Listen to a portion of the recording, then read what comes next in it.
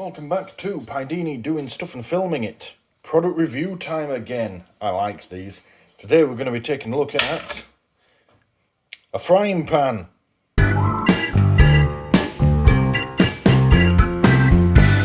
Yes, it's a frying pan. It's a very small frying pan. In fact, it's a mini fry pan. I'm sure that should say frying, but mini, whatever. Anyway, pick this up. When did I buy this? Yesterday, from Food Warehouse in Newmarket. They're also available from Iceland because they're the same company. And it was all of £3, as I remember rightly. Whether or not you're still going to be able to get them sometime after this video is uploaded, I don't know, because it was in the reduced to clear section. But I mean, you can get, I've seen these on sale before, so you'll probably still be able to get them. But we'll have a look at this. So it says it's non-stick. Well, it's non-stick here. It's not that non-stick because I can't get this pissing label out. But we'll come back to that later. Suitable for all heat sources except induction. Well, that's fine because we just have an electric one. And then it lists those: gas, electric, ceramic, halogen, and dishwasher. I've never cooked in a dishwasher before, but we'll give it a go. And then, yeah, barcode. Made, well, that doesn't say made, it says MacVad UK, PO Box, blah, blah, blah, blah. Wash in hot soapy water before using for the first time. I don't think that's because there's anything wrong with it from a manufacturing point of view. I think it's just because you've got, dirty members of the public that might have touched it. Nothing on the other side, it's just got this fairly typical pan bottom. Now, I do have frying pans. In fact, I have some quite nice frying pans, so we can get this label out. There we go. I do have frying pans.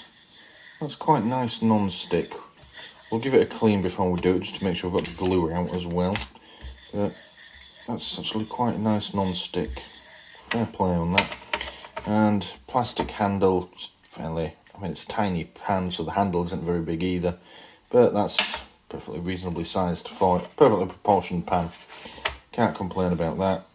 And it seems to be reasonable quality as well. It's not too thin in the metal. That's pretty well attached. Yeah. Anyway, why did I buy it? Well, if we look, let me get some bread. There we go. So, the reasoning behind this is I do love a good fried egg sandwich in the morning. However, when I use a normal frying pan, I crack the egg into the pan and it seems to just spread out everywhere, and I find myself having to just scrape it back and it never cooks properly, and it's a pain in the ass. This, look, is roughly the same size as a slice of bread. So what I'm thinking is, if I crack a single egg into this, it can only spread out so far. And I'll have a perfectly round, cooked egg that's just the right size and shape to go in a sandwich. It's genius. Whether or not it works remains to be seen. That's what we're going to find out. But yeah, this might become my egg pan. So we're going to do as it says. Give it a quick clean out with some soapy water. And then we're going to try and make ourselves a fried egg sarnie. Nice and soapy and clean.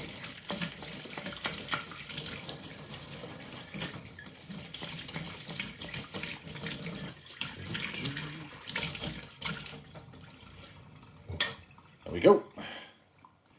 Right, let's get cooking. Right, let's start off. Now, there is a bit of a flaw with using such a tiny pan in that it's bigger than, well, it's smaller rather, than all my hobs, my rings. Now, this one here, it's two-stage, so we'll just use the middle bit of this. It's still slightly bigger than it needs to be, but not a lot we can do about that. And we've also gone ahead and pre-buttered the bread because, well, buttering the bread isn't the focus of the video. We're here to fry an egg. So we'll put our bread to one side. Let's get that heated up. So we want that hob, and we shall put just a touch of oil in the pan as well. Tiny amount. Oh, that's probably a bit too much, but never mind.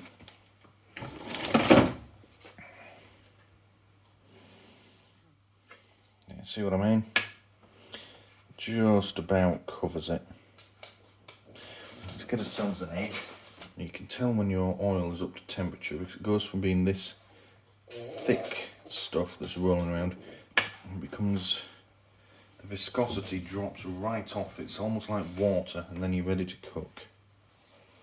How's that looking?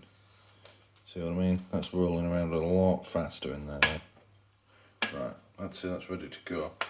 Now we're going to turn the heat to medium. We're just going to crack the egg straight into it. We've got a flexible silicone spatula for it, which will allow me to get underneath the egg if I need to. There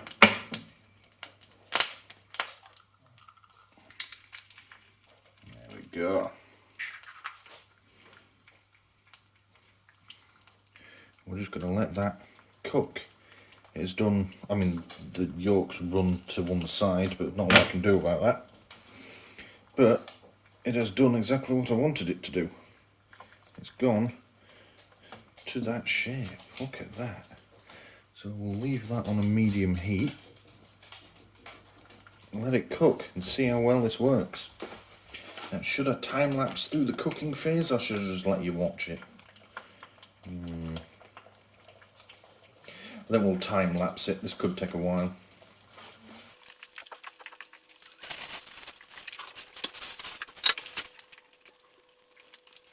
What I'm hoping doesn't happen here is we get into a situation where the egg is starting to burn underneath and it's not cooked on top. And that's the problem. Yeah, because I brought it together, it's naturally going to be thicker. But we'll see how we go. Yeah, we can always flip the egg, which I'll do in a minute. I normally flip my eggs.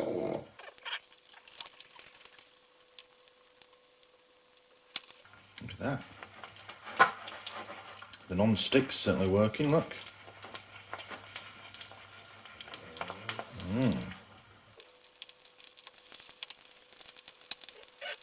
Let's try and flip this over, shall we? Oh, dearie me.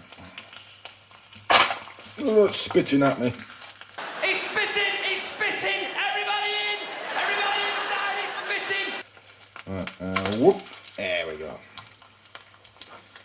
I like to flip my eggs. I know some people don't, and there's a whole debate over, is it sunny side over? And it's like, oh, just cook the fucking egg.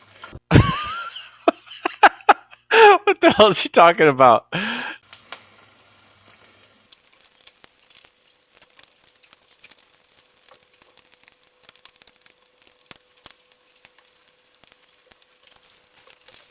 Right, I'm going to call that done.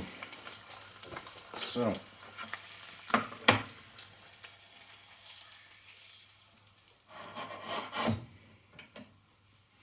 look at that. Now, apart from the yolk running to one side, which couldn't really be helped, that is perfect. Look at that. I mean, if they did this square, it'd be even better. Look at that. That fits perfectly in my sandwich. Let's go and eat it and see how well that's worked. Alright, let's see, shall we? Put this in half.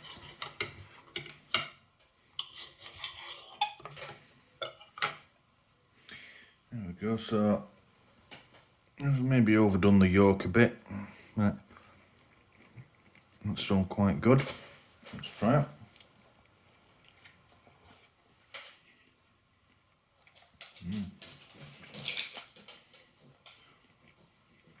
Yeah. I think the metal on it is a little bit thinner than my usual frying pans, which is why I've overdone this a bit. I normally manage to get a nice soft yolk. Never mind, that's my fault. And Bella can smell the egg that someone's just coming in. So yeah, I'll go and get the pan. Yeah, put that on nice, it's still a bit warm. Yeah, I can't complain about that. That was great. The non-stick works brilliantly. It's cooked it. It's done exactly what I wanted to do when I bought it, which is keep the egg a certain size. So yeah, in the morning when I want breakfast, fancy a fried egg sandwich, this is what I'm going to go to. And I'm especially impressed for £3. So yeah, top marks for Food Warehouse / Iceland there. It's a shame it was on the reduced to clear section. So yeah, it looks like I'm probably not going to be able to get it. The only possible downside I can think of is this plastic here. It's not uncomfortably hot, but it is hot to the touch. And that's purely because of the hob I was using was slightly bigger than it. But there's nothing they can do about that. It's a tiny pan, and you're never going to be using this for any length of time, so I won't hold that against them. Yeah, that metal bit's really quite hot, but yeah. So yeah, top marks there. Highly recommend. Thank you for watching. I'm going to go eat my sandwich now.